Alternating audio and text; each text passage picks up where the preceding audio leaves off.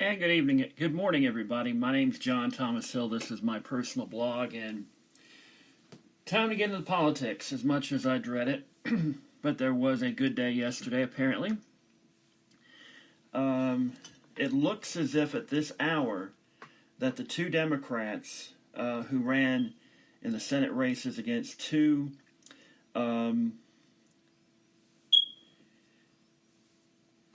Republican incumbents have won for the one Senate seat. Ralph Warnock, the Baptist preacher from the historic Church of Martin Luther King Jr., has defeated Republican incumbent Kelly Loeffler. That would make him the first black senator from Georgia in that state's history.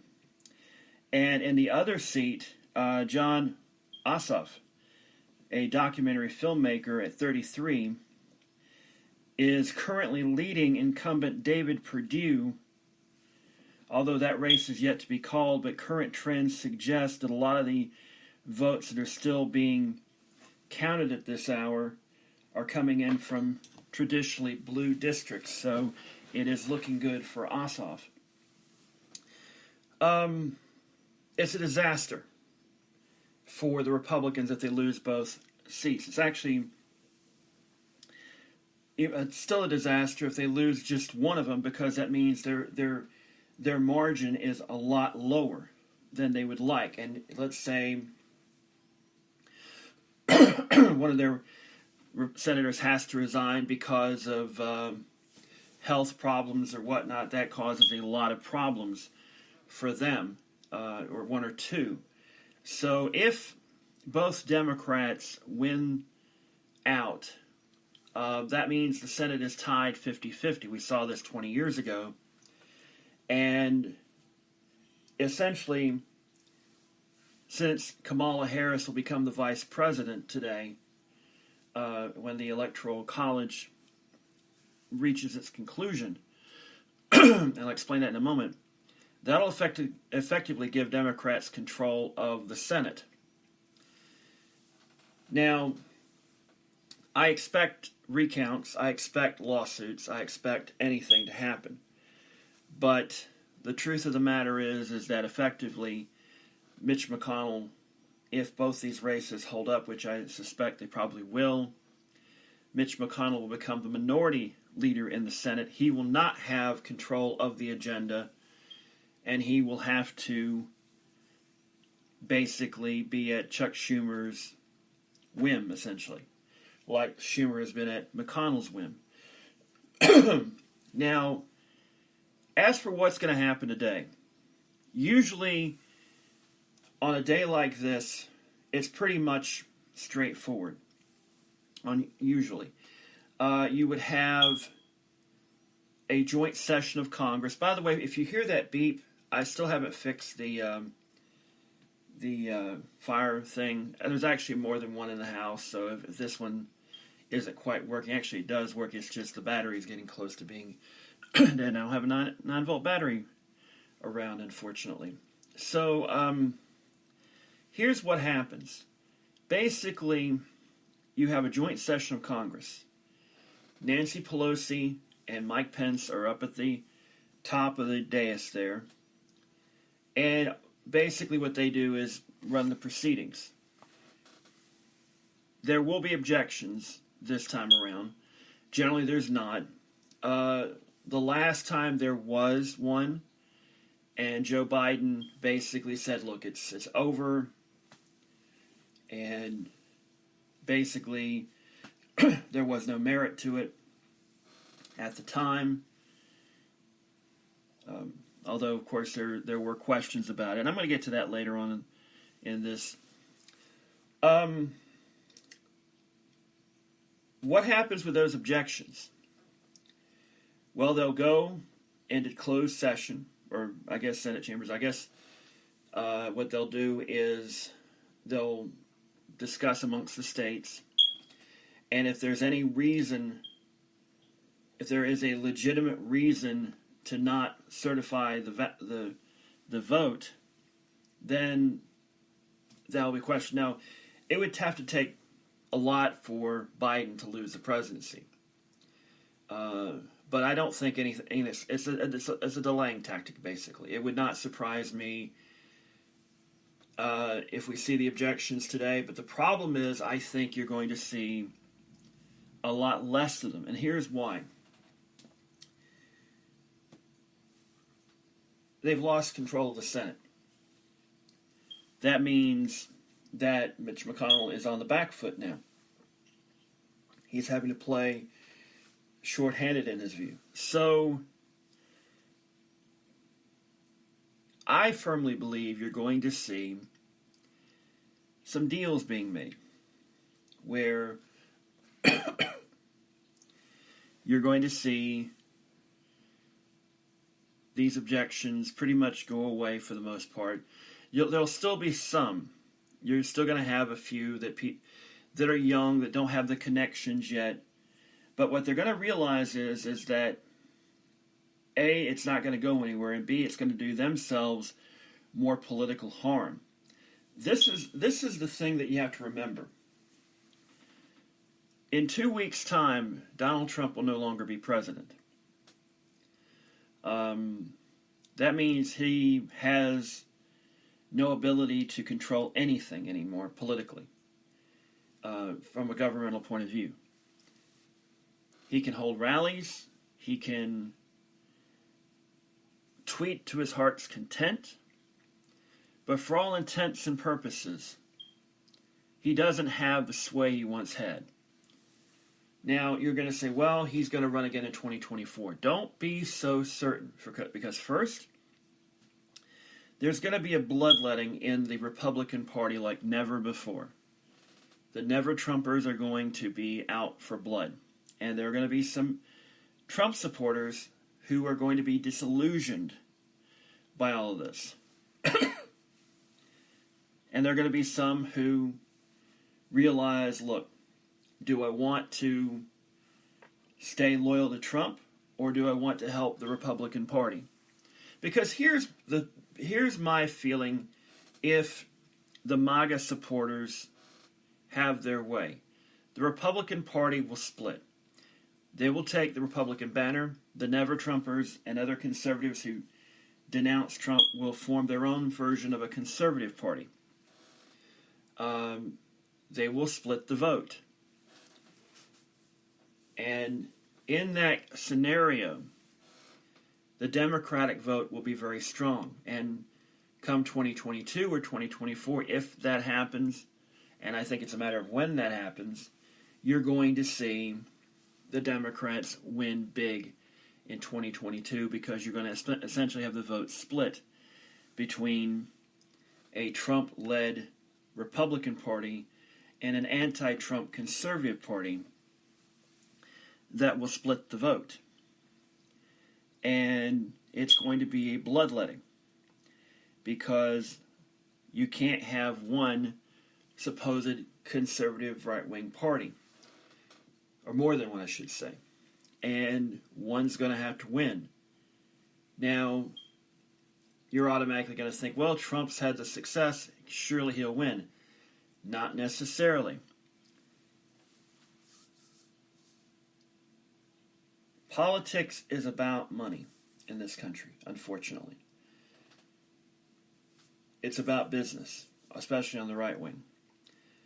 There are a lot of right-wingers who don't like Trump. Right-wing power brokers, money people who don't really like Trump. They supported him to get their agenda across, but in reality they really didn't. And if they see someone that they feel like can do a better job than Trump, as in not to provoke the reaction that Trump did internationally and domestically, to calm this conspiracy theory stuff and all of this, which obviously they don't like. I see that happening. I see a split coming. Now, if you're a Democrat, you're probably jumping up and down going, yay us, we're going to have a lot of wins coming up. That's not necessarily something you should be doing right now, because I could very well see the same thing happening in the Democratic Party.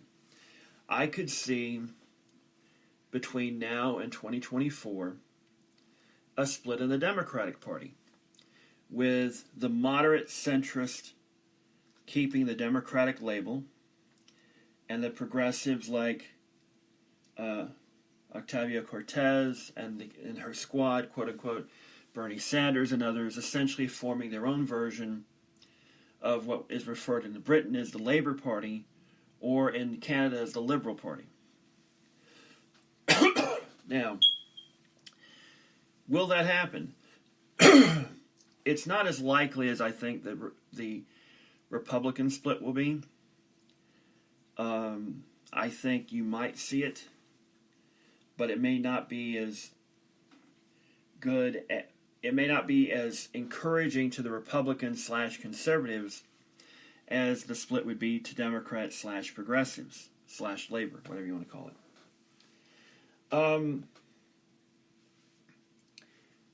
I'm not expecting a whole lot out of a Biden presidency. I think we're going to obviously deal with the pandemic and the economic fallout.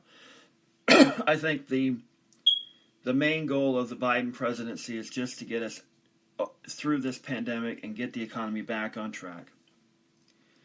That'll be the major focal point of the administration. Obviously, to restore international ties that have been severed or strained in the Trump administration. I could see better dealings with Iran and Cuba, where we're not going to necessarily capitulate to either one of them, but basically go, okay, that's over with. Let's calm things down. Let's take a moment to breathe, and let's start anew. And I think, especially in Cuba's case, I think that's going to happen, because Cuba really, in my honest opinion, would welcome, I should say, better relations with the United States. And they would be more willing to listen to our concerns. Now, they're still not going to kowtow to us, but essentially what they want to do is to say, hey, we got the United States to respect Cuba. And that's a big deal. Get to where the Cuban leadership can say, hey, this is what we want for the United States, yay us, where the United States can basically get a lot of what they want, maybe not all of what they want, but a lot of what they want from Cuba, which is primarily access to markets and free, or as close to free access to, going back and forth between the two countries. I think that's a big deal. My opinion's always been that I think ending the embargo and allowing full relations with Cuba will do more to promote democratic reforms and freedom than continuing this embargo and sanctions and whatnot. Because the rest of the world is already open to Cuba. We're the only ones left that don't. I think it's one of those situations where we need to swallow our pride a little bit and look at the bigger picture. And I think that'll happen. I think it'll happen early on, because I think Biden's willing to bite the bullet and take the political hit and hope for the best. The reason I say that is very simple. If we have good relations with Cuba, that means that there'll be a stronger trade between Florida and Cuba. That means that it'll help the Cuban economy, the Florida economy, and it will do a lot to help in a lot of ways. Ease tensions, it'll build more of an economic boost to the Caribbean area, and I think that you're going to see a lot of change in Cuba once we commit to ending the embargo and saying, you know what, this is, under conditions, obviously. They've got to have a Bill of Rights, in my opinion, where they have protected political freedoms and whatnot. You know, I've always said that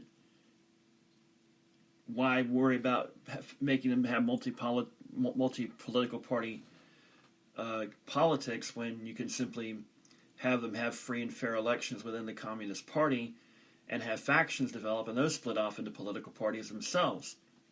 It happened here, not in the communist sense, but in the sense back when we were founded, there was a strong resistance to political parties, and yet they formed anyway. Now, as for what happened last night, you're going to obviously have some people crying that the election's fake and all this. Here's my argument about that. You have a Republican governor. You have a Republican Secretary of State. You have a Republican Lieutenant Governor. You have a Republican legislature. Okay? They all approved the electoral system. The system, okay? That all was under their watch. If that's the case, then why did the Democrats win? Because the Republicans did not do a good job of campaigning, of giving you a reason to vote Republican. And I think that the mystique of Trump has been shattered. And I think it's going to continue to shatter. Because he lost the election. And no amount of complaints, no amount of phony cries of fraud where there is no proof.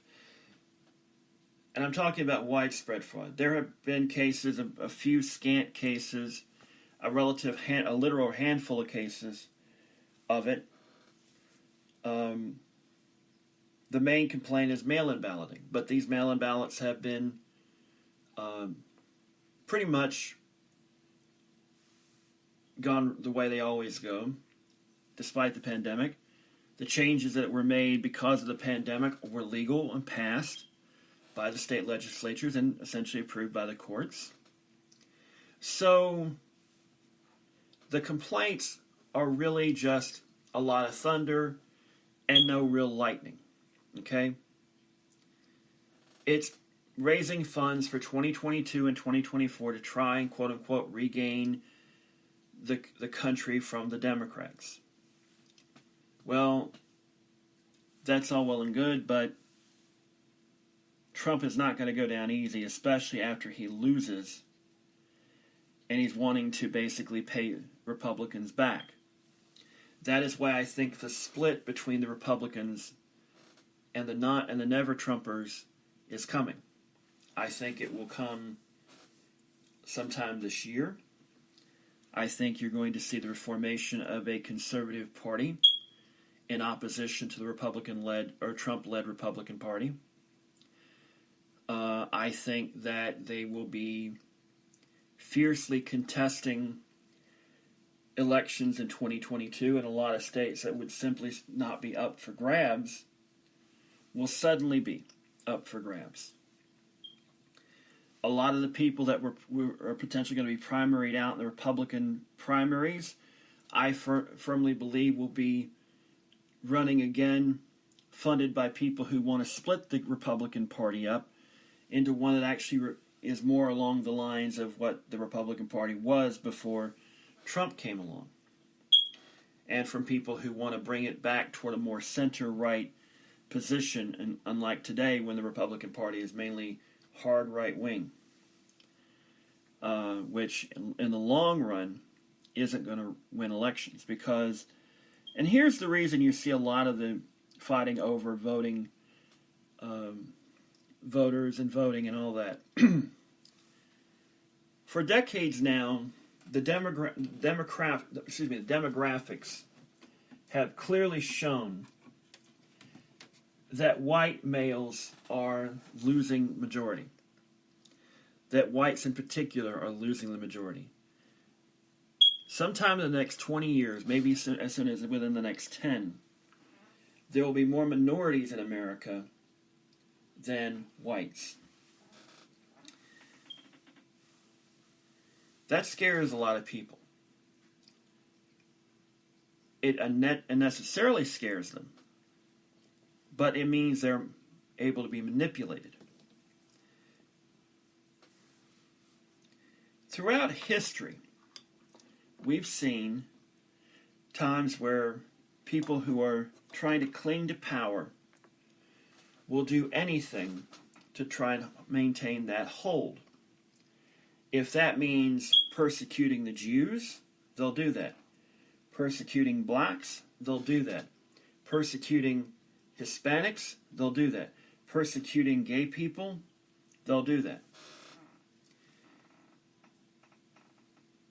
I'm not someone that is an expert, hardcore expert on political campaigns and whatnot. But I have seen a lot of them in my time.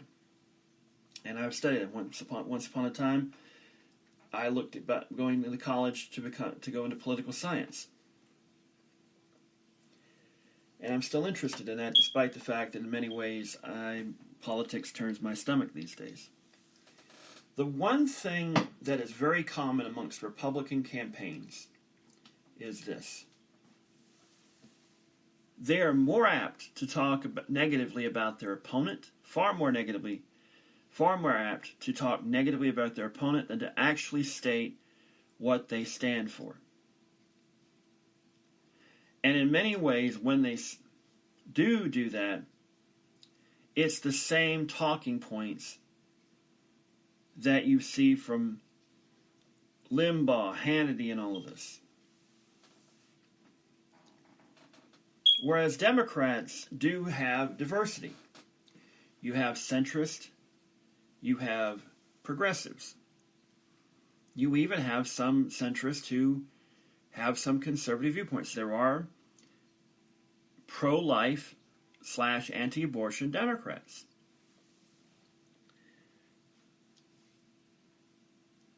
But the Republican Party in the last 20 to 30 years has been whittling away at what they see is the remnants of a moderate wing.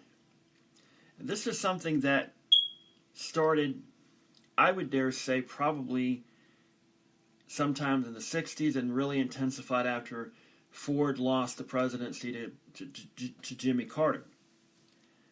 Now, when that election of 1976 took place, during the convention in Kansas City, the Republican convention in Kansas City,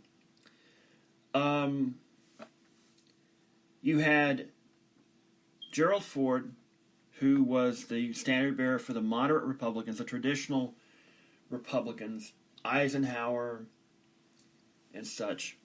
And then you had Reagan, who was more of a conservative wing of the party. Reagan lost out narrowly to Ford in that election. And it's been said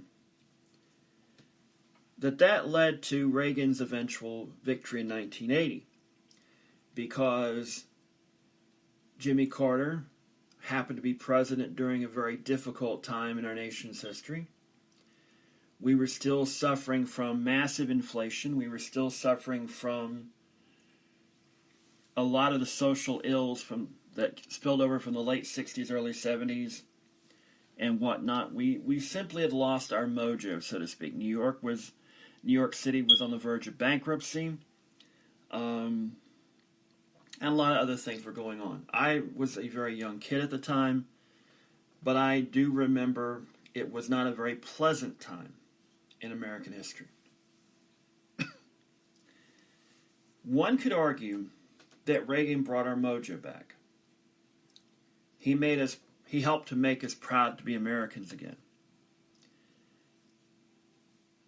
Mainly because our economy got better.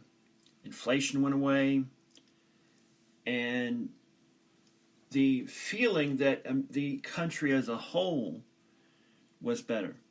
The problem is, in many cases, it started a rotting of the traditional foundation of our economy, the manufacturing of our in our economy. Reagan was a free trader. A lot of people like to blame Bill Clinton for NAFTA. And to be honest with you, I blame him too. But the Republicans primarily wanted NAFTA. And Bill Clinton was part of a faction of the so-called New Democratic Party that wanted to be more centrist than hard left-wing. And they went along with it. And it helped Wall Street a lot. It helped in the eventual dot-com boom. But what we saw in the 90s was a greater extent of what happened of what was started off in the 80s, which was the end of, here in the South, the textile industry, and to a greater extent, a lot of our manufacturing here in the United States. And that is why one could rightfully blame Ronald Reagan for a lot of the problems in small towns these days. When manufacturing plants have dried up, when the standard of living has gone down, because we're now competing with countries where the standard of living is a lot less, the pay is a lot less, the labor is a lot cheaper, and the quality isn't as good, but we're willing to pay a little less for goods that aren't quite as good, aren't nearly as good, in my opinion, as they were when they were manufactured in the United States. So what happened was Bill Clinton proposed NAFTA, or not proposed NAFTA, but passed NAFTA. It was a Republican-led, primarily led, but Democrats signed on to it too, let's be fair. And the belief was that it would help boost up the economy. This idea that trickle-down economy had infiltrated the Democratic Party.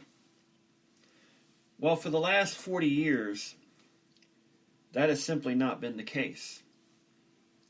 Giving huge tax breaks to the rich and to the corporations have not helped the plight of the average person. It's seen the end, effectively, of the middle class. It's seen lots more people being classified as the working poor. You have people who are on benefits that actually work a full-time job, but because they have families, because they have homes, and because their pay has not gone up in relation to prices of everyday goods, to their mortgage, to whatever, the standard of living isn't what it once was.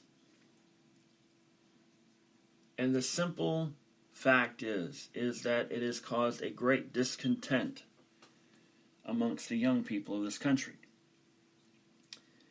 A long time ago, I once told some people during a debate that the greatest argument for socialism would be continued corporate greed and rich selfishness of the very rich. That would be the greatest argument for it. Now, I'm not a socialist. I don't believe we should completely hand over all the segments of the economy to the government. What I do believe is that we could learn some lessons from countries that have socialized healthcare. We don't have to completely go and turn the entire healthcare industry over to the government. What we can do is have a government-run healthcare system that is augmented by a non-profit healthcare system that allows for some for-profit, non-essential medical procedures like facelifts, like cosmetic surgery, like other things. The primary reason why our healthcare system is the way it is because of one thing: profits. The myth is that because we have a private-run healthcare system, it's the best in the world. Well, we have found out that that's not necessarily the case. There are countries like in Scandinavia, like in parts of Europe, that have just as good a health care as we do, and it's more freely available to the public. Now, it's not entirely 100% free. You do pay for some things. But because the government subsidizes it, it makes it a lot more cheaper for people. Now, here's the argument I hear from people who are against so-called socialized medicine. I don't want to have to pay for somebody else's health care. Let me ask you something. Are you in a group health care plan at work? Look at the very first word of that phrase. Group health care plan. Group. Let me do something. Hey Alexa, what's the definition of the word group? As a noun, group is usually defined as any collection or assemblage of persons or things, cluster, aggregation. As a verb, group is usually defined as to place or associate together in a group, as with others. For more, ask me to give you more definitions for group. So, what you've just seen there from my good friend, the Echo Show, is that group isn't just you. It's a lot of people together. You have a corporate-run healthcare plan through your workplace. More likely, those plans involve more than just your company that you work for. That means you're already paying for somebody's health care. And on top of that, you're also paying dividends into shareholders and the salaries of people who are running the show that are making decisions about what care you get. And their first objective is not your personal health, it's the profit margin of the company that's giving you the health care. Okay? Whereas in government-run healthcare systems, the decision is, yes, it's still being made by a bureaucrat, but more often than not, the decision is primarily based upon the health of the patient and the availability of the service. So you're more likely to get what you need in a so-called socialized healthcare system, which is more or less publicly run, publicly accountable, not without its flaws, though, as the NHS in England has shown and the Canadian system has shown. There are flaws. Neither system is perfect, but it's a lot better than having to pay through the nose for a procedure when you can go to Canada or Europe or Australia or New Zealand and get the same coverage for almost pennies on the dollar compared to here. Why? Because it's subsidized by the government, and in many cases that means it's cheaper because you don't have the profit margin. You don't have the desire to create a profit margin. Okay?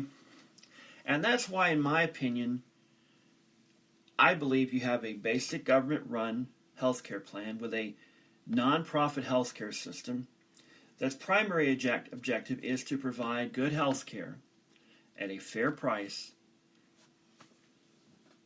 like it was before Richard Nixon signed into law.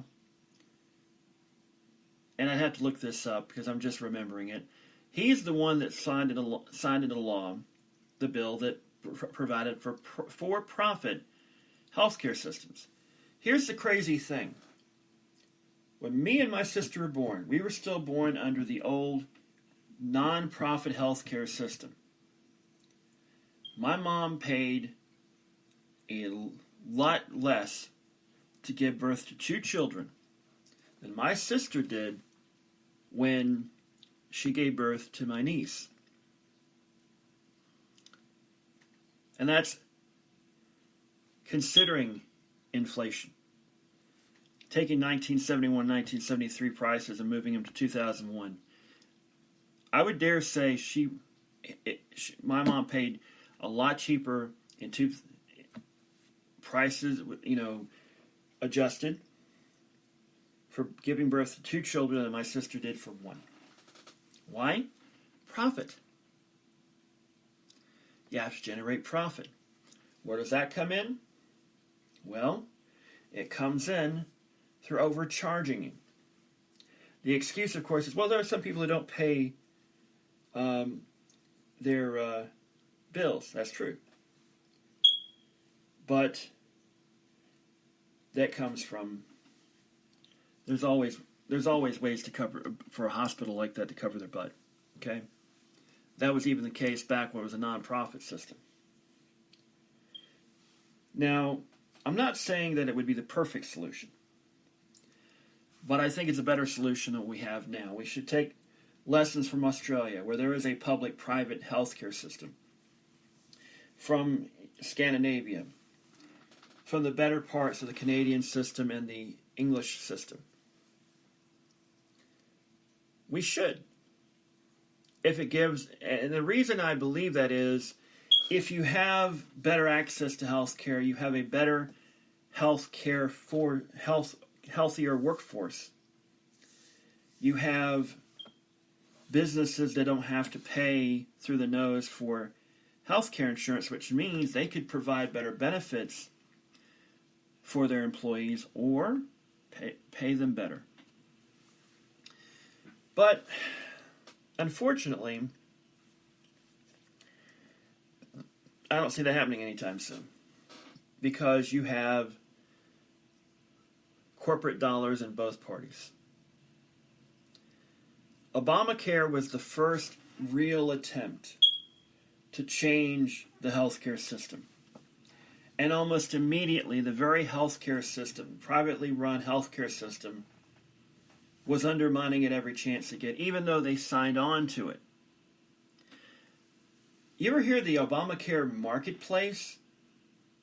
If we're having a private Medicare for all, government run only, single payer option only, why is it a marketplace? Why is it when you went to this marketplace you could choose between plans? In single payer, should you only pay one plan, have one plan? No. Obamacare was far from perfect. It was the start of the solution. The start of the process of giving us a better healthcare system for a lot less. And when you start trying to solve a complex problem, it's not automatically going to fix itself overnight. You're going to have issues. You're going to have people going, well, my premiums went up, where some others went down. That's true.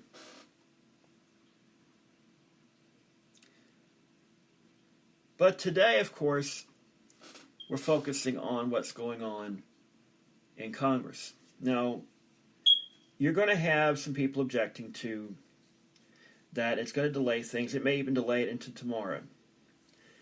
But I don't see any realistic way, I should say a real American constitutional way, of Trump prevailing. Every single lawsuit he has filed to contest election results, he's lost. There has been no verifiable, substantiated proof of a widespread fraud enough to cost him this election.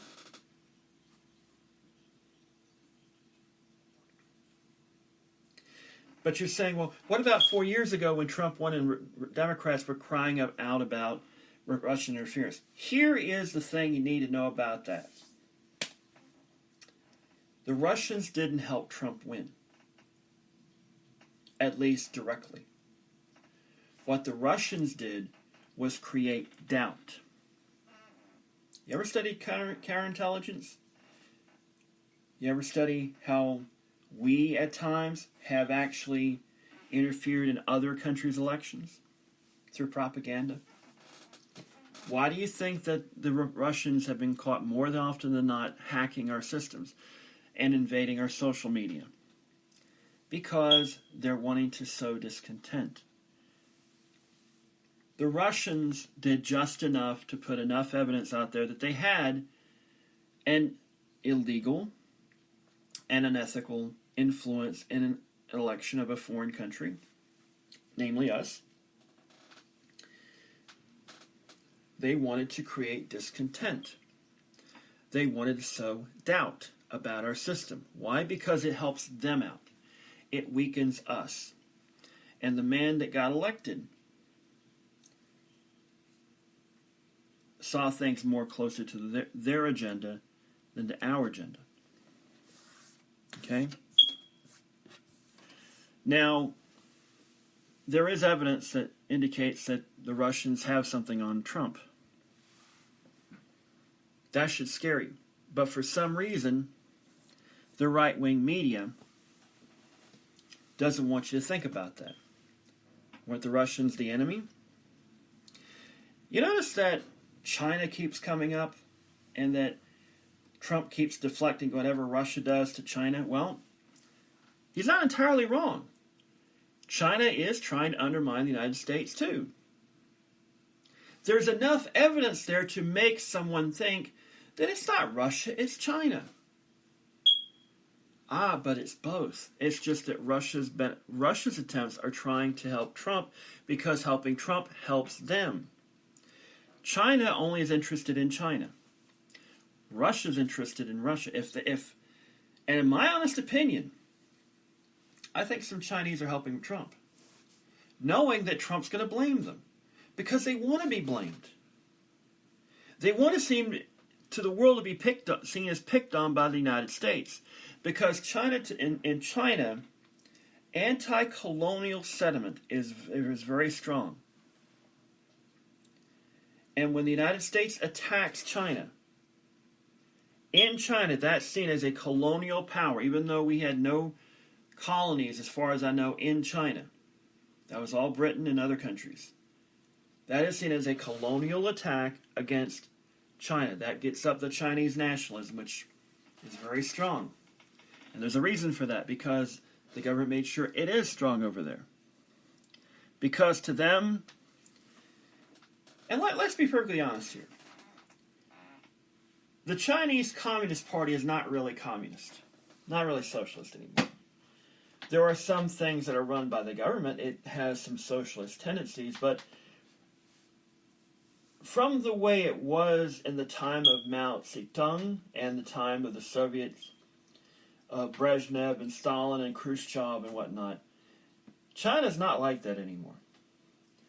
But China, though, is that you can get very successful to a certain degree, but if they see you as a threat, like some billionaires over there have become, they'll cut you off at the knees. It's not about the economy over there anymore as it is about keeping power to the political elite. It's communist in name only. It's not the kind of party that Lenin envisioned or Stalin envisioned. It's very different. It's more akin to what you see in Russia. And Russia's not communist anymore. There are state-owned industries, but not nearly to the extent that they were back in the Soviet times. Mainly because in the Soviet Union, when Yeltsin had that free market shock therapy, which I thought was a very bad idea at the time, and I still maintain that was a very bad idea, what happened was you had a bunch of oligarchs who in some cases probably were old communist officials who rushed in, bought a bunch of stuff, were able to get all the wealth at one time, and then that left the people who really thought they would be helped by the fall of communism be no better off than they were when communism was a thing. And in some cases, they're worse off. Not saying that communism was a great thing either. Just watch the HBO miniseries Chernobyl. You'll find out why communism was bad. Now, when you listen to the Republicans decry socialism, you have to realize they're wanting to frame the argument not to Scandinavian/Western European social democracy or democratic socialism, whereas basically it is that there is private enterprise, but the government regulates it for the good of the public. Whereas in Venezuela, in China and Cuba and North Korea, far less in China nowadays, I must stress. But this is old school China, before the reforms came along where they realized they needed to have a full break from the Soviet Union. But in North Korea, Cuba, those two are the last real communist countries remaining. Venezuela, for all intents and purposes, is pretty damn close. So we'll just say North Korea, Cuba, and Venezuela. Hardcore government-run socialism. There's a reason all three are failing. Even though Cuba, the reason they're not failing nearly as badly is because they are becoming more like China. Whereas if we dropped our embargo, Cuba's system would be more like China, in that the government would be trying to stay in control of things politically, but when it came to the economy, you could do what you wanted. They'd be able to privatize things as long as the government got their slice. And there's plenty of bribery going on in China. There's always been corruption in China. It's just when you get too greedy and you honk off the wrong person, that's when you get caught and that's when you get killed. And there's a reason why they kill you for being corrupt, is because they don't want names to be named. Oh. But when you hear Democrats talk about socialism, it's more along the lines of what you see in Scandinavia and in Western Europe. A system that is, yes, taxes are higher. There is a social welfare system. But it's more towards boosting the general welfare of everybody. And it's effective. Polls indicate that countries like Denmark, Sweden, Finland, Norway, the economic outlook is always good, is much better than here in the United States. That the public views what their government is much more positive than we do here. They feel like they're getting more bang for their buck when they pay their taxes. Because think about it. Look at your roads. I'm old enough to remember when roads were really good in North Carolina. We used to have the good road state. You know. And now, because of this idea that we have to constantly cut down government, our roads suck. Our schools aren't as good because we're not paying our teachers and not giving them the resources they need.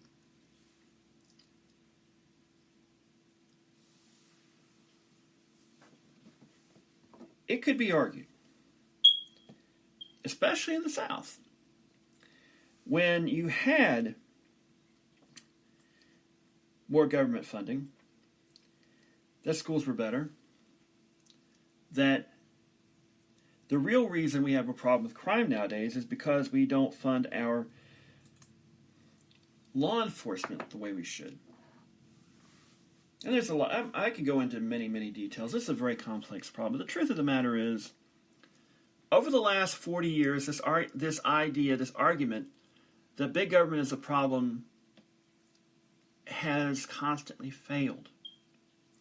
The problem has never been the size of government. It's the way the government is run. If you have a government that's accountable to the people, if you have auditing systems and people in place to say, hey, this is wrong, this is against the law, this is unethical, and can stand up and say, hey, this is going on, and something gets done about it, whether by Congress or by the administration or whatnot, or the courts, it gets done.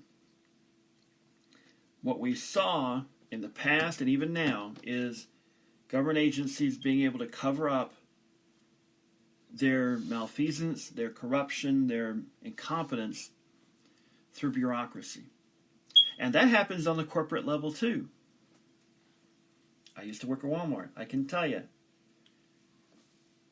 it happens. And here's the thing. When you look at big government, what are you replacing it with? What are you replacing it with?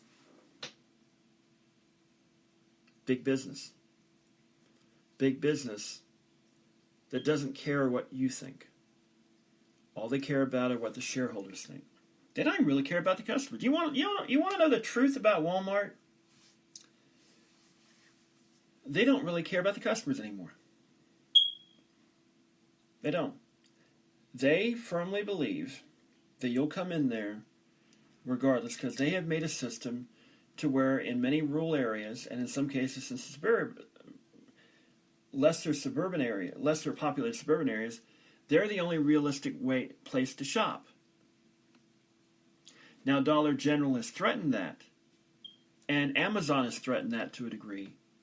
But even now, Walmart continues, in my opinion, with this belief is you're going to come in there, regardless of whether you like to come in there or not. You're going to want to get stuff there, regardless of how busy it is or not, especially now during a pandemic. And you're going to want to get stuff there, regardless of how you're treated, regardless of if the cashier's rude, regardless of if there's nobody on the floor to help you out, you're still going to buy your stuff there. Yes, you might once in a blue moon go out of town, but you're still going to find yourself at Walmart because they've installed that system. And what you've seen over the course of the last few years is lesser and lesser competition. How many cell phone companies are there effectively? AT&T, Verizon, and T-Mobile. That's it. The other options all run through their towers.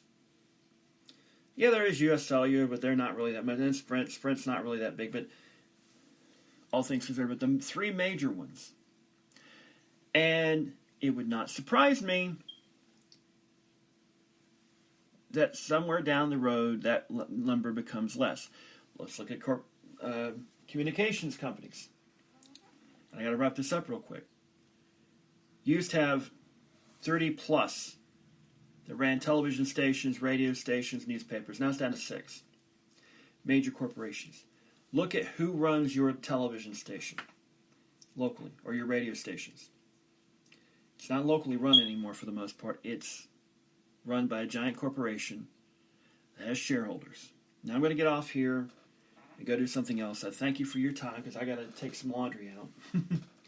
I may be back on here to talk about it later, but I got to run. Bye-bye.